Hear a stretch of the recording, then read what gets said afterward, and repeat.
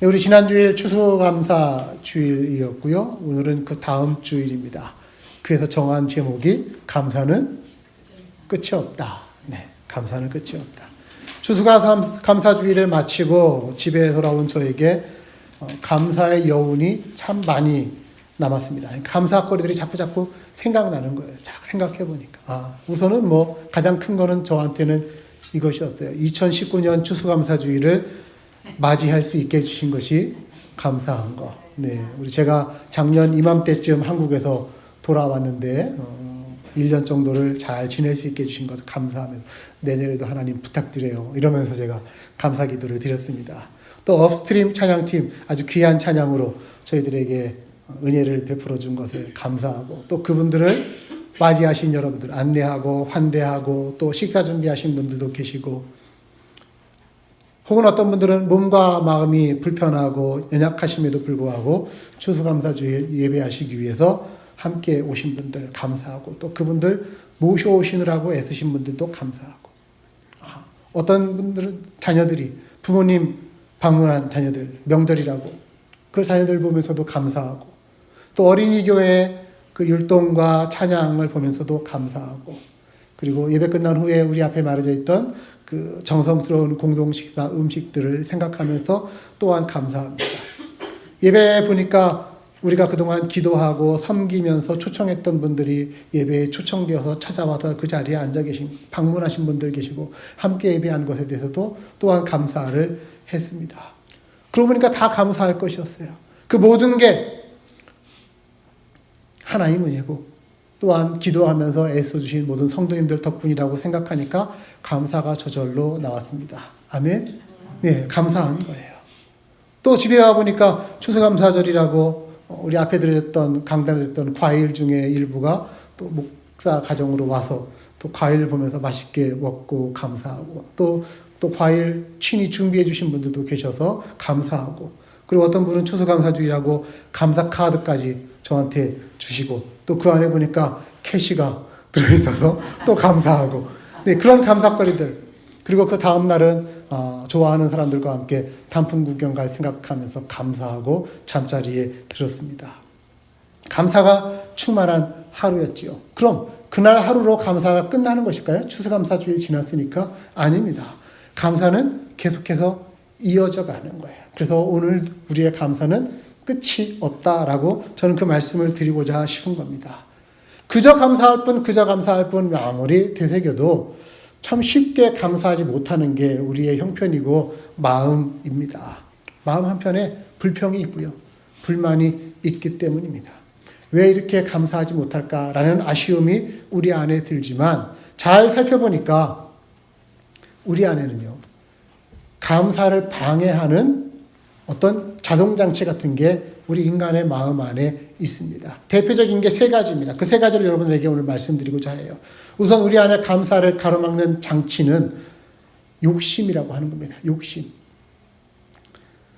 사람의 욕심이 어디까지냐? 커트라인이 없대요. 그래서 불가능이 없으신 하나님이 그 하나님에게도 불가능한 게 있는데 그게 뭐냐? 사람의 욕심을 다 채우는 거라는 겁니다. 그 정도로 우리 인간이 욕심이라는 것이 채워져도 끝이 없다라는 거. 그 사람을 평할 때 절대 빗나가지 않는 말이 뭐냐면 욕심 없는 사람 없다라는 거예요. 또 하나는 고집 없는 사람 없다라는 거예요. 여러분 동의하십니까? 별로 동의를 안 하시나 봐요. 한국 속담에 그런 속담인가 뭔지 몰라도 한국의 특별한 성씨 셋을 강조하시면서 고집 있는 사람 성씨가 있다면서요? 안, 강, 최, 네. 저는 그 말에 동의하지 않습니다. 안시성을 가지신 분들이 저희 교회도 여러분 계시고, 강시성을 가지신 분들은 더 많이 계시고, 네, 우리 최시성을 가지신 분도 계시고, 심지어 어떤 가정은 강시성과 최시성이 같이 사시는 분도 계셔요. 하지만, 그래도 모든 사람이 사실은 다 자기의 고집은 있습니다. 모든 사람이 욕심이 있습니다. 그 욕심이 우리의 감사를 가로막고 있다고 하는 거예요. 지난주에 제 마음속에 감사만 넘쳤느냐? 근데 그게 아니에요. 마음 한편으로는 아쉬움이 있습니다. 뭐예요? 생각해보니까 누구누구가 못 오셨네. 그리고 저를 막 되새겨보니까 왜 그 추수감사주일 특별한 날인데 왜 그날따라 설교를 그렇게 버벅대고 이상하게 했을까? 뭐 이런 생각들. 결산한 걸 보니까 추수감사 헌금이 점점점 줄어들어가는 것 같은 거. 과일 채소 가지고 오시는 것들도 조금씩 더 줄어드는 것 같은 거. 아, 욕심이구나 라는 생각들을 하면서 알아차리게 되어지는 거예요. 사람의 욕심은요 끝이 없습니다. 어떤 교회에는 이런 일이 있었답니다. 예배당 출입문이 너무 오래 사용한 거라서 예배 시작 얼마 되기 전에 그 문짝이 떨어져 나가버린 거예요. 그래서 예배 시간이 점점 가까워오니까 어떻게 합니까? 목사님이 급히 목수를 불렀습니다. 연락하고서 그 목수가 급하게 와서 열심히 일해서 그 문을 잘 고쳐 놓았습니다. 목사님이 후에 너무나 감사해가지고서 가죽 지갑을 선물로 그분에게 드립니다. 감사합니다. 이거 저희 교회 창립 감사주일 선물로 만든 건데 약속하지만 감사의 뜻을 들으니까 여러분 이제 받아주십시오 하면서 드렸더니 그분이 목수님이 화를 벌컥 내시더래요. 아니 사람을 뭘로 보고서 내가 이깟 지갑 받으려고 내가 그렇게 바쁜데도 불구하고 와서 문짝 고쳐주십니까? 하면서 화를 내시더라고요. 그 목사님이 당황하시면서 그럼 제가 어떻게 해드려야 될까요? 한 20만 원은 주셔야죠. 그래도 제가 교회 일이라 그래도 싸게 쳐드리는 겁니다. 그래서 목사님이 그 지갑을 열어서 그 안에 있던 50만 원 가운데 20만 원을 빼서 그분에게 드렸답니다. 여러분 지갑 선물하실 때는 꼭 그 안에 캐시를 조금 넣어드리는데 그게 예의라고 하네요. 주는 대로 받았으면 50만 원도 받고 지갑도 받고 근데 그게 아니라 내가 시간당 얼만데 내가 누군데 욕심이 자존심이 교만이 깎아먹는 겁니다. 돈은 돈대로 깎아지고 인격은 인격대로 깎아지게끔 그렇게 되어져 가는 겁니다. 여러분 기억하십시오. 감사와 욕심은 공존할 수가 없는 거예요. 하나님의 은혜를 한순간에 불평으로 바꾸어 놓는 게 그게 인간이 가지고 있는 욕심이라고 하는 겁니다. 욕심은 사탄에게 속해 있다. 분명히 기억하시고 감사는 누구에게? 하나님께 속해 있는 것이다. 성경도 욕심을 부리고 만족하지 못하는 인간의 태도를 이렇게 경고합니다. 야고보서 1장 14절 오직 각 사람이 시험받는 것은 자기 욕심에 끌려 미혹됨이니 욕심이 잉태한즉 죄를 낳고 죄가 장성하면 사망을 낳느니라. 자, 자꾸 시험 드는데 그 시험 드는 것의 가장 주된 원인이 뭐냐? 자기 욕심에 끌려서 미혹되기 때문이다. 사람은 그런 거예요. 뭔가 하나가 이루어지기를 간절히 원하다가 그걸 얻고 소유하게 되면은 거기에 만족하고 감사하느냐? 그게 아니라 그거 쥐고 있으면서 더 큰 거 어디 있을까? 하면서 찾아가는 것이에요. 이게 불행으로 치닫는 인간의 방법이죠. 자족할 줄 모르는 인생. 사도 바울이 우리에게 이것을 가르쳐 줍니다. 빌립보서 4장 11절 내가 궁핍함으로 말하는 것이 아니니라 어떤 형편에서든지 나는 자족하기를 배웠노니 나는 비천에 처할 줄도 알고 풍부에 처할 줄도 알고 모든 일 곧 배부름, 배고픔, 풍부와 궁핍에도 처할 줄 아는 일체의 비결을 배웠노라. 감사를 방해하는 가로막는 욕심을 이기는 길 무엇입니까? 하나님 안에서 자족하며 감사하는 길임을 믿으시기를 바랍니다. 감사하십시다. 네, 자족하면서 감사하는 우리가 되기를 원합니다.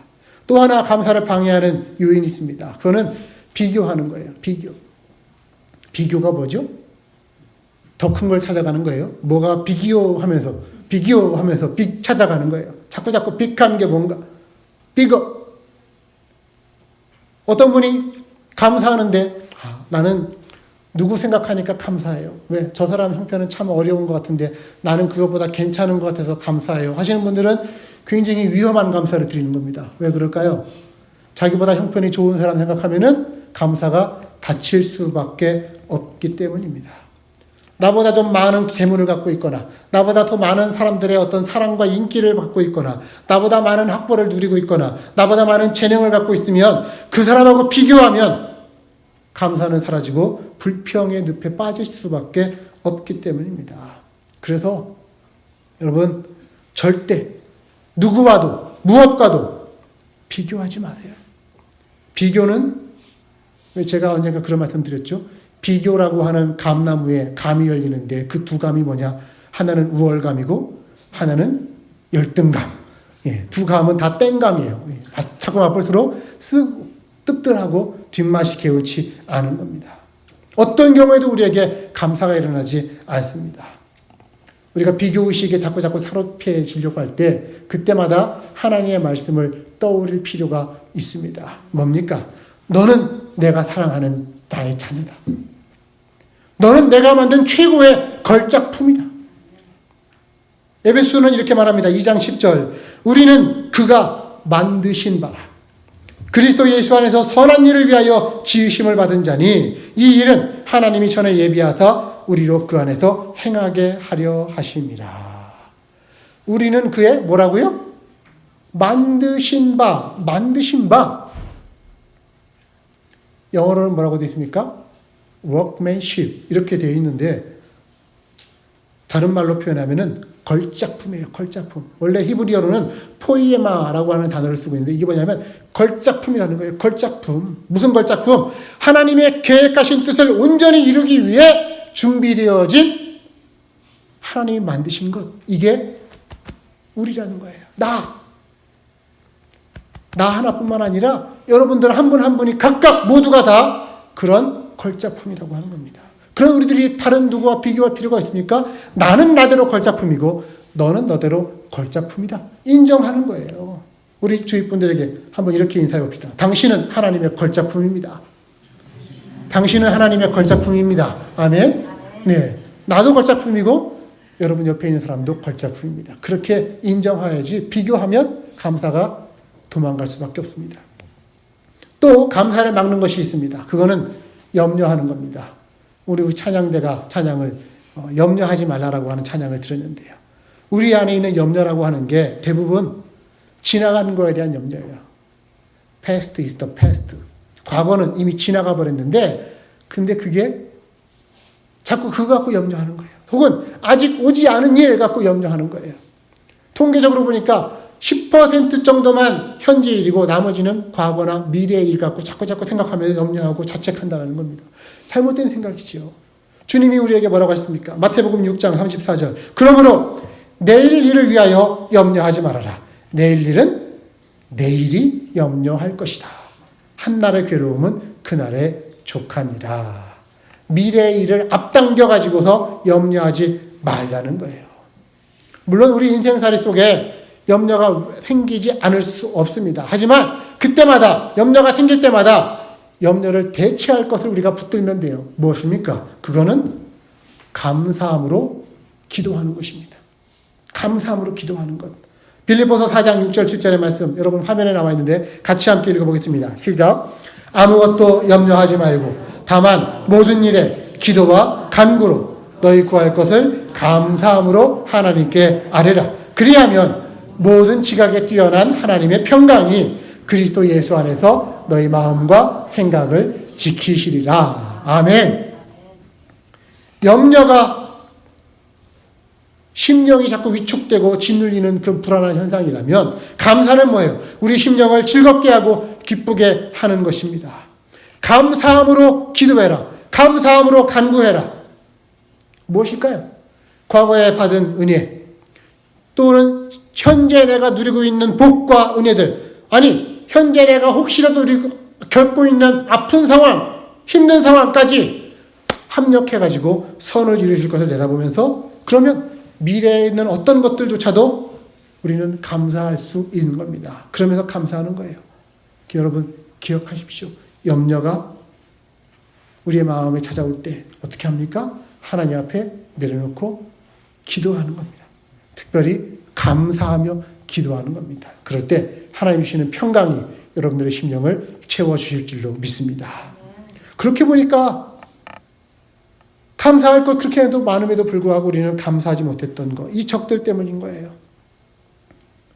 자, 이 감사의 적, 욕심, 우리가 있는 것을 족한 줄로 알고 자족하는 것입니다. 비교가 일어나면 남과 비교하지 않고 내가 받은 것이 가장 나에게 좋은 것임을 알고 걸작품이다라는 거 알고 감사하고, 또한 염려가 일어날 때 염려 대신 감사함으로 기도하는 그런 사람의 마음 가운데는 욕심이 일어날 수 없고요. 비교가 일어날 수 없고요. 또한 염려의 씨앗이 자라날 수 없을 것입니다. 그래서 우리의 감사는 끝이 없이 이어져 가는 거예요.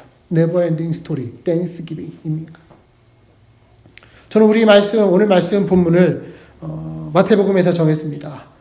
정한 이유는 감사 이야기의 마지막을 우리 예수님의 감사가 어떠했는가라고 하는 것을 여러분들과 같이 나누기 위해서입니다. 복음서에 보면 예수님의 생애를 보여주면서 예수님의 감사 스타일을 우리에게 가르쳐 줍니다. 4가지의 감사의 유형이 있더라고요. 예수님이 4번만 감사하신 건 아니지만 수많은 감사를 드리면서 보니까 4가지의 스타일의 감사로 나누어질 수 있었습니다. 첫 번째 예수님의 감사의 스타일은 지금 있는 것에 감사하는 겁니다. 우리 지난주에 오병이어의 본문을 보았죠. 예수님이 자기를 따르는 그 수천 명의 사람들을 보면서 제자들에게 야 너희들이 좀 먹을 것 좀 주어라 했더니 제자들은 뭐라고 그래요? 우리가 가지고 있는 건요 여기 떡 5개 물고기 2마리 요거밖에 없습니다. 요것뿐입니다 라고 하면서 그것뿐을 강조했을 때 그때 예수님은 뭐라고 하셨습니까? 야 너희들 어떻게 가지고 있는 게 그것뿐이냐 이러시지 않으셨어요. 작은 분량이지만 하나님 앞에 먼저 행한 것이 감사하신 것이었습니다. 마태복음 14장 19절 무리를 명하여 잔디 위에 앉히시고 떡 5개와 물고기 2마리를 가지사 하늘을 우러러 축사하시고 떡을 떼어 제자들에게 주시매 제자들이 무리에게 주었더라. 축사라고 하는 말이 뭐냐면 축복하면서 감사하는 거예요. 작은 것이지만 그것에 축복하면서 감사했을 때 그 감사의 기도가 5,000명이 넘는 사람들이 먹고도 남는 풍성한 기적을 만들어 주었습니다. 우리 인간은 어떻습니까? 5,000명? 5,000인분이 확보가 돼야만 그제서야 감사기도하고 식사기도하면서 먹읍시다. 우리 이렇게 얘기하지 않아요? 감사는요. 넉넉하다고 계산되었을 때만 나오는 것이 아닙니다. 오히려 지금 나에게 있는 작은 것이라도 감사하는 것. 그리고 그것을 나눌 줄 아는 마음, 떼어주고자 하는 마음, 거기에 더해지고 채워주는 기적의 원동력이 되는 것. 이것이 바로 감사인 줄을 믿으시기를 바랍니다. 여러분 큰 돈 벌고 나서 감사하는 게 아니고요. 내 욕심이 다 채워져야 감사하는 게 아니고요. 지금 오늘 내게 있는 것에 감사하실 수 있기를 바랍니다. 그게 하나님이 원하시는 감사예요. 작은 거 감사하는 거, 지금 있는 것 감사하는 것. 우리 주위에 우리에게 있는 것들 작지만 감사할 것이 얼마나 많습니까? 우리 지난주에 업스트림 찬양팀이 왔다 가면서 제게 이런 코멘트를 주셨어요. 목사님, 피더브로 교회의 찬양팀이 얼마나 귀한지요. 너무너무 잘하고 귀하고 감사합니다.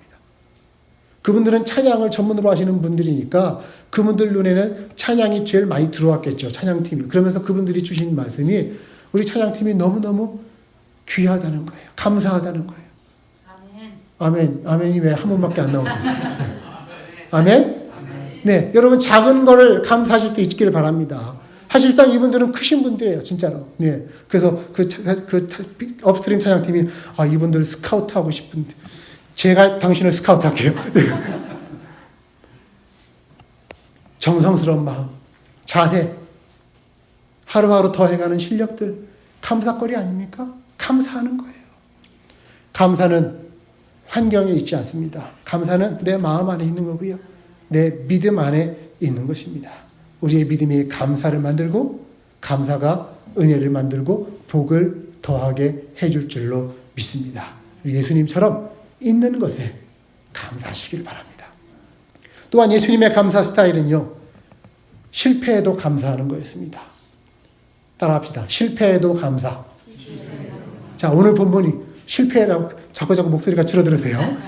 오늘 본문이 바로 그 얘기입니다. 실패에도 감사. 예수님이 실패를 하셨어요. 어디에? 전도하시는 일에 실패를 하셨어요. 기껏 가가지고서는 말씀을 막 전하면서 전도를 했는데 사람들의 반응이 시원찮았던 것입니다. 고라신이라고 하는 동네가 있었고요. 베세다라고 하는 동네가 있었는데 거기에 가시면서 제자들과 더불어 전도를 많이 했습니다. 전도 정성을 많이 기울이고 복음을 많이 전파했습니다. 그런데도 불구하고 그 사람들이 믿지 않는 거예요. 예수님을 거부하는 거예요. 심지어는 배척하면서 나가라고 하는 거예요. 그래서 예수님이 뭐라고 하십니까? 마태복음 11장 20절 예수께서 권능을 가장 많이 행하신 고울들이 회개하지 아니하므로 그때 책망하시되 화 있을진저 고라신 화 있을진저 베세다야 너희에게 행한 모든 권능을 두로나 시돈이라고 하는 땅에 가서 행했더라면 그들은 벌써 배옷을 입고 제야져서 회개했을 것이다. 아주 섭섭함이 진하게 나오는 그런 말씀입니다. 야, 너희들한테 행한 권능과 이적들을 딴 데 가서 행했으면 벌써 많은 사람들이 회개했을 텐데 너희들은 어째 그렇게 목석들이냐. 열심히 수고했지만 돌아오는 것이 별로 없으니까 예수님도 아마 인간적인 마음이 드셨는지 서운하신 감정이 팍 묻어나오는 대목입니다. 하지만 그때 예수님이 그렇게 전도를 실패했을 때 좌절하신 것이 아니고요. 오히려 그 다음에 나오는 얘기를 보니까 마음을 가다듬고 하나님을 향하여 기도를 드리는데 하나님 저들 죄주한 뭐 이런 게 아니고요. 감사의 기도를 드리는 거예요. 감사의 기도. 11장 25절 보십시오. 천지의 주제이신 아버지여 이것을 슬기롭고 지혜 있는 자들에게는 숨기시고 어린아이들에게는 나타내심을 감사하나이다. 옳소이다. 이렇게 된 것이 아버지의 뜻입니다. 그 말이 뭐예요? 슬기롭고 지혜 있는 자, 스스로 똑똑하다고 지혜 있다고 생각하는 자들은 다 예수님을 배척했다라고 하는 거예요. 그러나 어린아이와 같이 순수한 마음을 지닌 자들이 주님을 받아들인다는 것, 이것에 주님은 감사하고 있습니다. 원래 목표로 두고 애쓰는 것이 안 돼가지고 가슴이 아프지만 그럼에도 불구하고 그 부스러기의 은혜로 어린아이들과 같이 작게 보이는 사람들이 복음 받아들인 것, 그것이 감사의 이유가 되는 것입니다. 그러면서 하는 얘기가 이 모든 일이 결국은 하나님이 하시는 일입니다. 하나님의 뜻이 점점 이루어져 가고 있습니다. 옳소이다. 이렇게 된 것이 아버지의 뜻입니다. 여러분 우리들도요 실패를 자주 하죠. 특히 우리 전도에는 많이 실패를 합니다. 그렇지 않습니까 여러분? 전도 해보신 분은 압니다. 전도가 진짜 어려운 거라는 걸요. 자주 실패합니다. 그때 여러분 기억하십시오. 예수님도 전도에 실패했는데 그 제자인 내가 전도에 실패를 왜 안 하랴? 그러면 실패했다고 끝납니까? 그렇지 않아요. 낙심하지 않고 끝까지 하는 거예요. 끝까지 그냥 낙심하지 않고. 저 같은 경우에도 그렇죠. 정성을 기울이고 노력하고 또 친절과 봉사, 섬김, 물질까지 때로는 쏟아부으면서 그 영혼 예수 믿게 하려고 해도 때로는 열매가 아직 맺히지 않는 때가 있습니다. 그때 절망하는 게 아니고요. 주저앉는 게 아니고요. 하나님께 감사합니다. 그리고 하나님의 뜻을 분별하면서 감사함으로 그 다음 일을 추진해 가는 겁니다. 왜? 실패 속에서도 하나님은 일하고 계시기 때문입니다.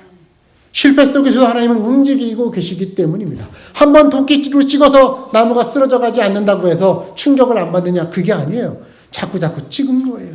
10번 찍다 보면 결국 넘어가는 거예요. 거기에 나의 하나가 더해진다 생각하는 그 마음으로 우리는 그 일을 감당해 나갑니다. 하나님의 일은 여전히 진행되고 있습니다. 은밀하게, 천천히, 차분히 그 대상자의 마음 가운데 하나님이 복음의 씨앗을 자꾸 자라게 하실 것을 믿으면서 우리는 지속적으로 그 전도의 열매들을 바라보며 나아가야 되는 겁니다. 실패의 경우에도 결코 낙심하지 말고 감사하실 수 있는 여러분 되시길 바랍니다. 또 하나 예수님의 감사 스타일이 있습니다. 그거는 장차 되어질 일에 감사합니다. 미리 감사하는 거예요. 예수님이 사랑하시는 가족들이 있었죠. 특별히 어떤 가정이냐? 나사로라고 하는 사람의 가정이 있었습니다. 마리아, 마르다, 나사로.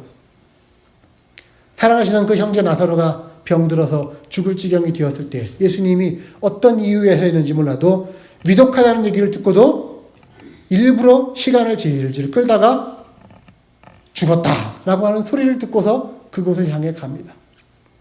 그리고 사흘째 돼서야 나사로의 무덤에 도착합니다. 그리고는 어떻게 하셨어요? 무덤 돌을 치우라. 요한복음 11장 41절 돌을 옮겨놓으니 예수께서 눈을 들어 우러러보시고 이르시되 아버지여 내 말을 들으신 것을 감사하나이다. 내 말을 들으신 것을 감사합니다. 아직 예수님은 아무런 요청도 하지 않으셨어요. 어떤 간구도 하지 않으셨어요. 하지만 하나님께서 자기가 드릴 기도를 들으실 줄로 믿고 감사의 기도를 먼저 드리고 있습니다. 결과는 여러분 다 아시잖아요. 나사로가 아직 죽은 시신으로 있었지만 하나님께 감사하면서 기도했을 때에 하나님이 그 나사로의 붕대를 다 풀어내시며 그를 걸어 나오게 하셨던 것입니다. 이게 되어질 일에 대한 감사하는 것입니다.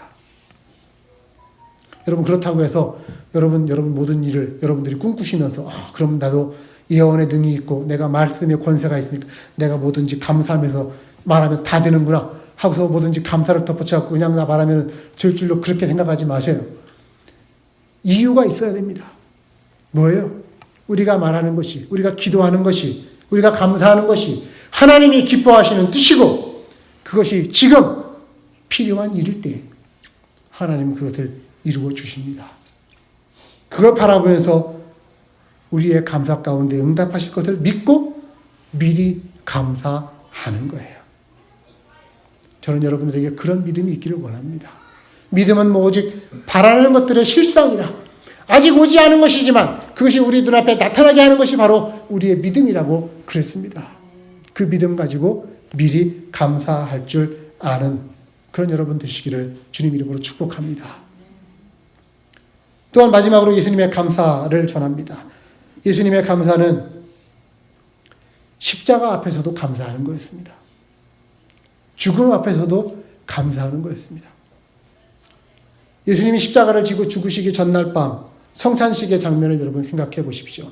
그 최후의 만찬을 제자들과 하면서 떡을 떼어서 나누어 주고 잔을 제자들에게 주시면서 예수님은 감사를 먼저 드리셨습니다. 누가복음 22장 17절 이에 잔을 받으사 감사기도 하시고 이르시되 이것을 너희끼리 갖다가 먹으라. 또 떡을 가져 감사기도 하시고 떼어 그들에게 주시며 이르시되 이것은 너희를 위하여 주는 내 몸이라 이것을 기념하라. 지금 예수님은 불과 몇 시간 뒤면은 십자가의 고난과 죽음이 당신 앞에 닥칠 것을 아셨음에도 불구하고 자기의 살과 피를 미리 내주어 주는 그 예식을 통해 하나님 앞에 감사를 드리고 있습니다. 왜 감사했을까요? 뭘 감사했을까요? 보람 있게 죽는 것에 감사하는 겁니다. 하나님의 제물이 되어서 죽는 것에 주님은 감사하는 것입니다.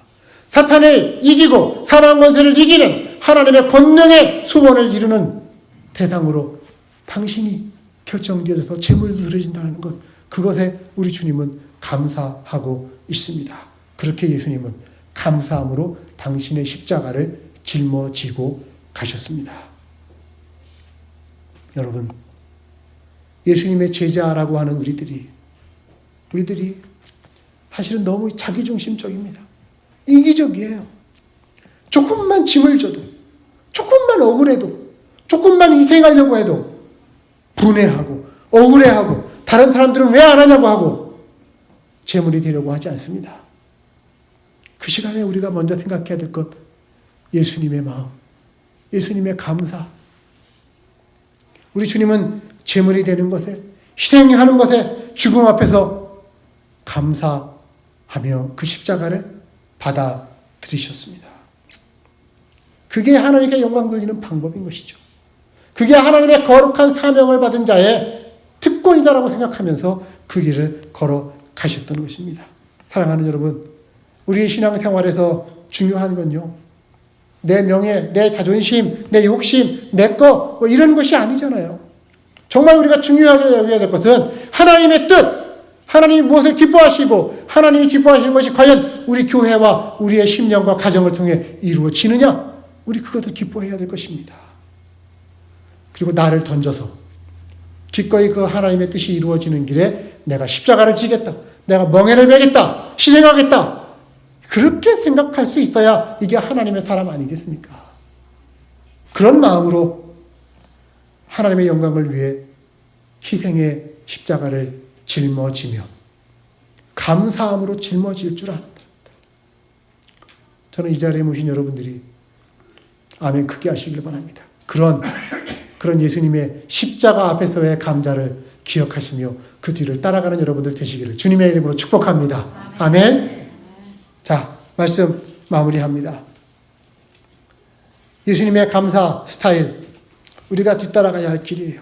지금 있는 작은 것에 감사.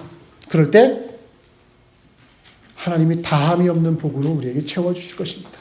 실패해도 감사합니다. 그때 우리는 하나님의 뜻을 알게 되어지고 더 아름다운 감사가 우리의 꼬리를 물고 이어갈 것입니다. 앞으로 이루어질 일에도 미리 감사하는 것입니다.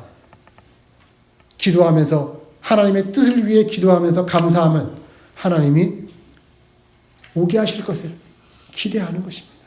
그것을 볼 줄 아는 눈이 우리에게 열리기를 원합니다. 그리고 마지막으로 십자가 앞에서도 감사하는 것. 다른 일을 위해, 하나님의 나라를 위해 희생하는 것이야말로 자기의 살과 피를 나누어 주신 예수님의 뒤를 감사함으로 뒤따르는 길이 될 것입니다. 이렇게 예수님의 생애 모든 것을 감사로 엮으셨어요. 언제나 예수님은 하늘을 우러러 감사하셨습니다. 감사의 씨앗을 심는 자만이 더 큰 감사의 열매를 거두실 수 있다라는 것을 예수님은 친히 가르쳐 주셨습니다. 우리 오늘 제목을 다시 한번 기억합시다. 감사는 끝이 없다. 우리의 감사는 예수님을 뒤따라서 끝이 없이 이어져가며 하나님 앞에 드려지는 감사가 충만하는 여러분들 되시기를 주님의 이름으로 축복합니다. 기도하도록 하겠습니다.